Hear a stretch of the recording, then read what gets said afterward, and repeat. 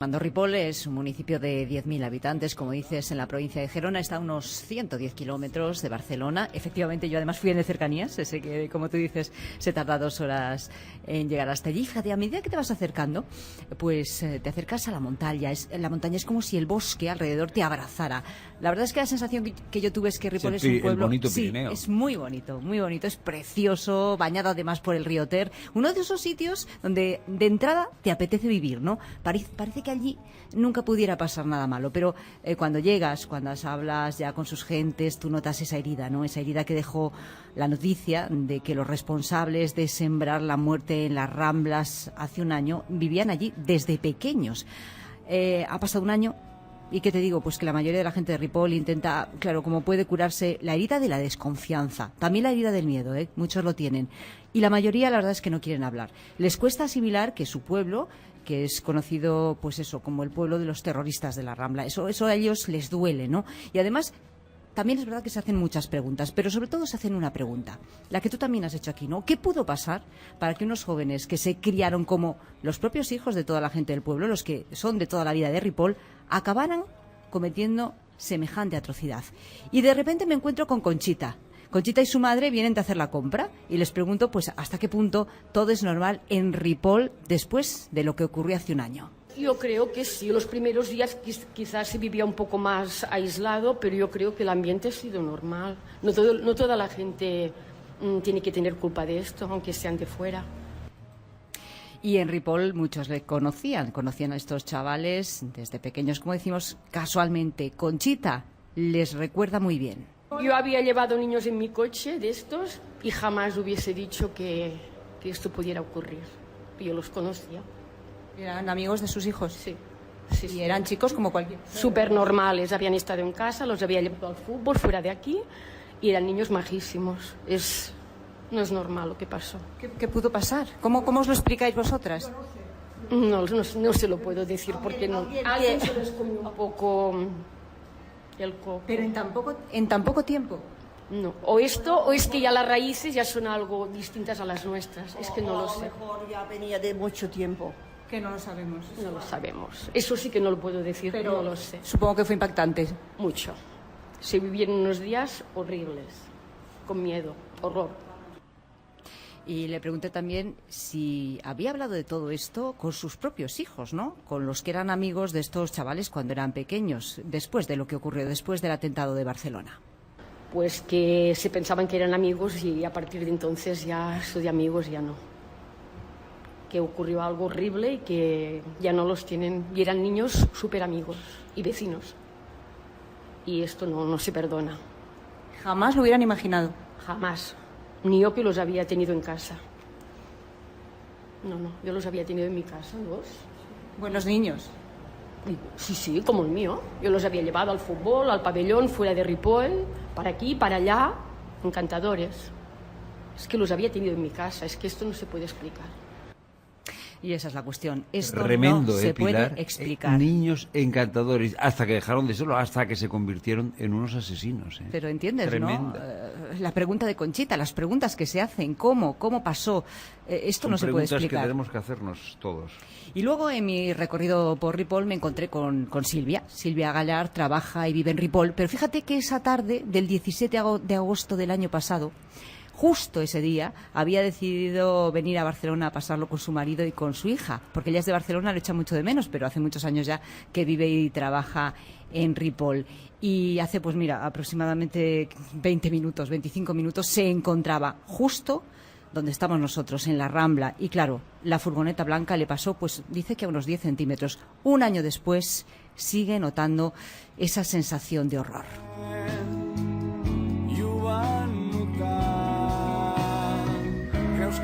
Te he oído decir que sí tienen tu miedo y eso me ha sorprendido. No sorprendido, pero sí me ha impactado. ¿Por qué dices eso? Sí, mira, yo antes del atentado de Barcelona, siempre que hablábamos con la familia o en pequeño comité con los amigos, yo les decía, no tendrán mi miedo. Pueden tener mi preocupación, pero no tendrán mi miedo. Bueno, me equivoqué mucho porque realmente sí que lo tienen, ¿no? Después de lo que viví en las Ramblas, mañana era un año, lo tienen todo mi miedo. El miedo aquel día fue brutal. Pongámonos en situación, ¿no? En ese día, en esa tarde, en la Rambla. ¿Qué estabas haciendo? Nosotros habíamos ido a pasar un día de verano en Barcelona, mi ciudad. Por temas de trabajo puedo bajar poco, por tanto cuando tenemos un día de fiesta nos gusta escaparnos a Barcelona y simplemente pues íbamos a pasar un día de verano, ¿no? Era un día precioso, aprovechamos la mañana para ir al Museo de Historia de Cataluña, que hacía mucho tiempo que queríamos ir con mi marido, comimos en un lugar del puerto donde dejamos nuestro coche y después subimos paseando desde Colón hacia arriba, ¿no? Teníamos a nuestra hija con una amiga, ella había quedado en Plaza Cataluña con la amiga, y dijimos iremos paseando hasta que se haga la hora para recogerla y volver para casa todos con el coche, ¿no? Y bueno, hicimos un alto delante del liceo, justo donde paró la furgoneta, para comentar la ópera que harían a partir de septiembre, y seguimos un camino, y entre el Palacio de la Virreina y la calle Pintor Fortuny, pues íbamos comentando sobre un ramo de rosas que habíamos visto en una parada de la Rambla de las Flores, un ramo de rosas precioso, y mi marido aún iba mirando y yo de golpe oigo un ruido extraño que no tenía que ver con el ruido ambiente tan característico de la Rambla, ¿no? Recuerdo levantar la cabeza y en aquel momento pues ya ver cuerpos volando por el aire, como muñecos de trapo, como bolsas de plástico. Y de golpe la gente se abre y de entre medio de la gente sale aquella furgoneta blanca directa hacia nosotros. Nosotros subíamos más bien por la derecha, la furgoneta bajaba de la izquierda hacia la derecha en aquel punto. Iba haciendo zigzag, como si buscara grupo de gente, ¿sabes? Nos viene la furgoneta de cara y en aquel momento pienso que allí se termina la vida, ¿no? Porque realmente venía tan directa. Recuerdo empujar a mi marido para apartarnos, como reacción de instinto, lo empujo y la furgoneta me pasa por el lado sin tocarme. O sea, tú ves cómo pasa a tu lado la furgoneta. Sí, pasa por mi lado, incluso oigo un impacto de un cuerpo muy cercano. Había un chico a mi lado que salió, bueno, volando, como los cuerpos que había visto anteriormente, ¿no? Entonces, pues nos quedamos en shock brutal, ¿no? Ves a venir la muerte de cara, vestida de blanco con una franja azul, y la muerte aquel día no te elige, te pasa por el lado, pero no te elige, ¿no? Nos quedamos en shock y además viendo el rastro de muerte que sembró esa furgoneta, gente tirada, herida, en medio de charcos de sangre, gritos, miedo, impotencia, fue realmente estremecedor. Te quedas en shock y ¿cuál es tu primera reacción? ¿En qué o en quién piensas al principio? Nada más intentar reaccionar después de lo que pasa. Mira, no lo recuerdo. Sí que es que te diga la verdad, no lo recuerdo. No recuerdo si con el empujón caímos o no. Sé que nos abrazamos, mi marido y yo, llorando. No sé cuánto rato estuvimos abrazados, con el cerebro pues echando chispas, ¿no? Porque realmente no acabas de creerte lo que ha pasado, lo que te está envolviendo, las imágenes que se te están grabando en el cerebro, es todo como muy duro, ¿no? Y cuando el cerebro te vuelve a conectar con la realidad, pues en lo primero que pensamos fue en nuestra hija, que estaba en la Plaza Cataluña. Claro, aquella furgoneta nosotros no sabíamos desde dónde estaba sembrando el horror, ¿no? Y lo primero que hacemos es desde la misma Rambla intentar comunicarnos con ella para saber si está bien. Por suerte, coge el teléfono a la primera y yo en pleno shock y chillando le digo si está bien, le pregunto si está bien y ella me dice, ¿pero qué pasa? ¿Qué te pasa, no? Y yo entonces le digo, un atentado, hay mucha gente muerta, ¿dónde estáis? Y claro, entonces ella se asusta mucho, ¿no? Porque me dice, ¿y vosotros estáis bien? Y yo, sí, estamos bien. Bueno, fue un momento durísimo, ¿no? Verbalizar un atentado, hay muchos muertos. Estábamos viéndolo en directo. Fue horroroso. Te lo estoy contando ahora y noto bueno, se me pone la piel de gallina. ¿Porque piensas mucho en ello a lo largo de este año? ¿O es que no se te va de la cabeza? ¿Has conseguido dormir sin pensar en esto? Los primeros días fue difícil dormir, ¿eh? La primera noche no dormimos nada. Los primeros días, durante 15 días, fue difícil dormir. Personalmente me despertaba con el ruido del impacto de la furgoneta contra los cuerpos. Es un ruido realmente horroroso, un ruido como muy especial. Me despertaba. Después no, todo esto se fue suavizando y Yo personalmente no pienso continuamente en estas imágenes, pero sí que hay momentos cuando lo hablas, cuando lo explicas, o incluso momentos en los que estás trabajando y de golpe te viene la imagen, ¿no?